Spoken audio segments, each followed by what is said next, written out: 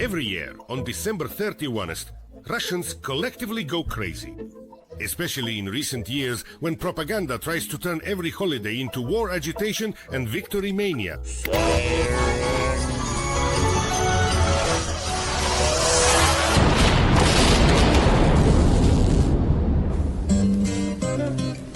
That's all. Target gone. Correct. We don't need anything foreign in our skies. And so, in a cheerful and lively manner, Dead Morose kills St. Nicholas. To call this cannibalism would be to discredit the very institution of cannibalism, because this has long since crossed the line between good and evil. A little fir tree was born in its forest home. Winter, its green arrangement. It was green! A real war has been declared on Santa Claus. For Russians, he is now even worse than Bandera. By the way, it's amusing to watch how all Russians gather around the festive table to celebrate the birthday of Stepan Andreevich, who was born on January 1st. They've declared open season on Santa Claus. Hating St. Nicholas is now a matter of national pride and patriotism.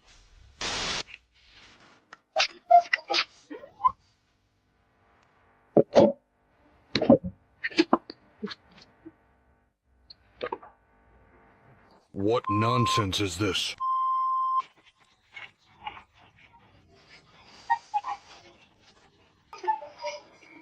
Pasha. Uber. No, no, don't.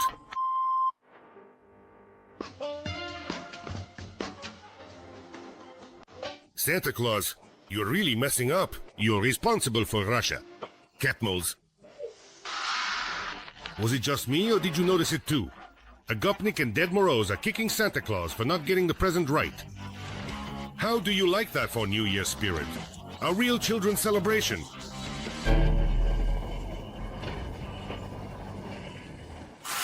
In Russia, New Year is a great occasion to remind kids that they are the future. Cannon fodder.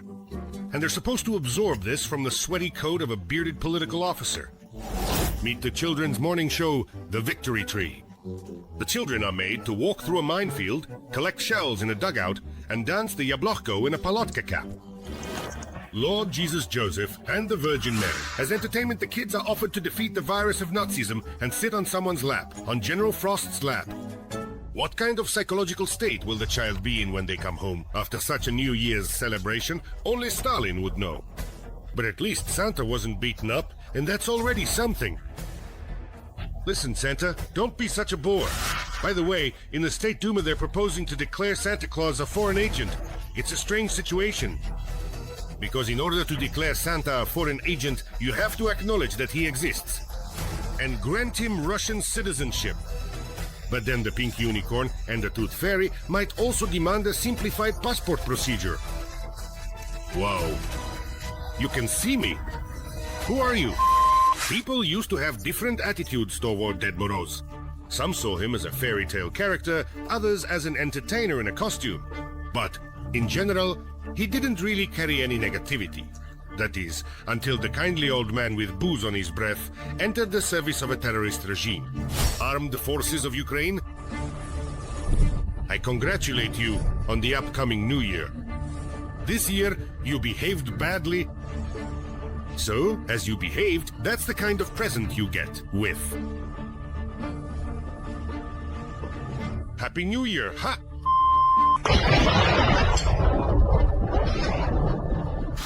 Everything you need to know about modern Russia. Dead Morose, with his boozy voice, fires a cannon at a peaceful city where children are sleeping on Christmas. And now Dead Morose has come to the school to punish the liberal. Barmali. Are we working, Barmeli? Do we really need a liberal? No, absolutely not. Germany. Barmali. Liberal. Go away. Barmali. Liberal. Go away. Barmali. Liberal. Go away. Dead Morose destroys liberals. Not so long ago, If someone had told me this, I wouldn't have believed it and would have thought they were crazy. But now Russians really live with this.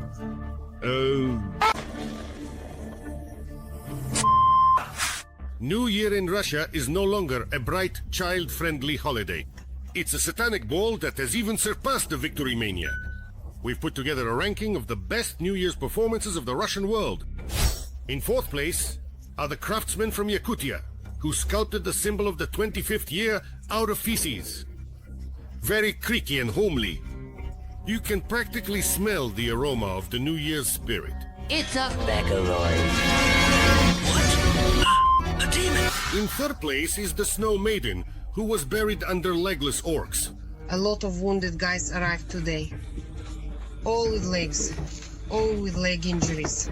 Not a single one did we put on the bus today with an arm or something else, and everyone is on crutches. Apparently the train has enough, but our hospital is overwhelmed. When they saw how many ran away today, they said, "Are you serious? We don't even have that many crutches." So I think they'll turn to us, and apparently we'll have to help. The fact that they survived can already be considered a New Year's gift. So they shouldn't get their hopes up for prosthetics and crutches, because of course, the motherland will forget them. So I have no choice but to show him the fig sign on screen. In second place is the deputy and obscurantist Milonov, who believes that the best way to celebrate a family holiday is in a brothel. I have a lot of plans. I need to shut down 3 or 4 vape shops. I'll go around the brothels, check out the district. Maybe some have opened up somewhere, need to close them.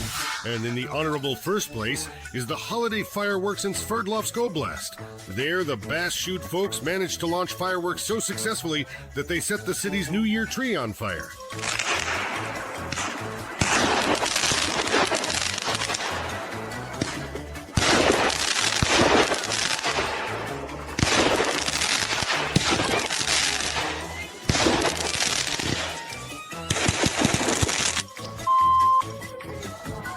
Damn, the tree is burning. This is the embodiment of the entire Russian world. A burning Christmas tree in the city center is the quintessence of Vladimir Putin's entire rule. Miserable, depressing, and life-threatening. And of course, there's also the alarm system in the store on the shelves with butter. Probably, yeah, I think so. Funny.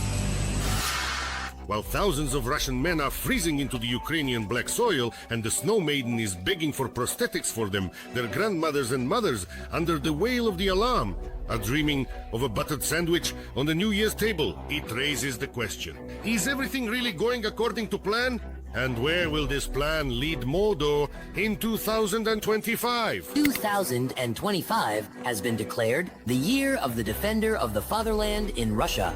This means that Russians will be disposed of at triple the speed and in unprecedented numbers. The Butt spent almost all his New Year's addresses urging the serfs to keep going to the slaughter, to rally around his palace in Gelendzhik, and to die silently so that the damned Santa Claus, God forbid, wouldn't come to congratulate Russian children on the holiday. Everything will be fine. We will only move forward. 2 hours later. Russia forward! God damn it. The entire civilized world is hoping that in the new year, the poorhouse known as the Russian Federation will cease to exist. At the very least, that it will stop existing in this inhumane form, where little kids in kindergarten are taught to live at the front, and their gifts are handed out by partisan Father Frost. Hello, kids! The partisans told me that you prepared gifts for our soldiers. So I came to collect them and then take them to the forest for them, just as I promised. Father Frost, dressed as a partisan, kindly gave the young children bread and sugar to show what treats people had during the war. At this rate, soon children in Russia will be congratulated by Stalin and Beria in a kokoshnik. And only those children who made the most denunciations will receive gifts. In other words, became an informant. Everyone wants to believe in a New Year's Miracleto wake-up look at the map and see that the terrorist country is gone. But for that to happen, you need to believe not in miracles, but in the strength of Ukraine's defense forces. They truly work wonders. Vladimir V. Putin lost to me. Someday, these Santas will come for the pale dictator too, drag him out from under the bed, and give him all the gifts he truly deserves. And to end on a slightly more positive note, here's a bit of optimism from Kirill Budanov. At that time I said absolutely honestly that unfortunately 2024 would not be a good year for us and would be very difficult. But if I were to answer the same question about 2025, there is much more optimism here. 2025 will definitely be better than this year. There are clear and objective reasons for this, and I sincerely hope that in the year 2025 we will see many positive and good events that will finally, at long last, bring us all what we have all been waiting for. I would like to remind you that this video is created for entertainment purposes and contains elements of satire and irony. All facts and events are presented in a hyperbolized or exaggerated form to convey a comedic or dramatic effect. Our goal is not to mislead, but to highlight humor. Please take it with a smile.